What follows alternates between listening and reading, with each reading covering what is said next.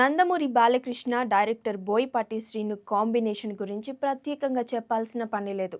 వీరిద్దరూ కలిసి చేసిన 'సింహ', 'లెజెండ్', 'అఖండ' వంటి 3 సినిమాలు బాక్సాఫీస్ వద్ద బ్లాక్ బస్టర్‌గా నిలిచాయి. అయితే దీంతో ఇప్పుడు వీరి కాంబోలో రాబోతున్న 'అఖండ 2 తాండవం' చిత్రంపై అంచనాలు భారీ స్థాయిలో ఉన్నాయి.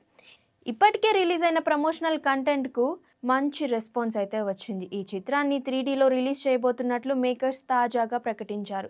ఈ సందర్భంగానే సినిమా గురించి బోయపాటి పలు ఇంట్రెస్టింగ్ విషయాలు కూడా చెప్పాడు.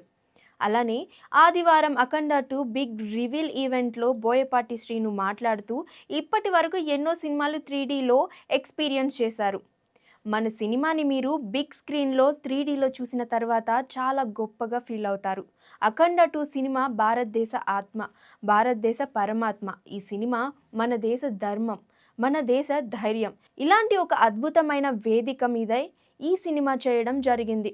అయితే ప్రపంచ దేశాల్లో మీరు ఎక్కడికి వెళ్ళినా సరే మీకొక మతం కనిపిస్తుంది.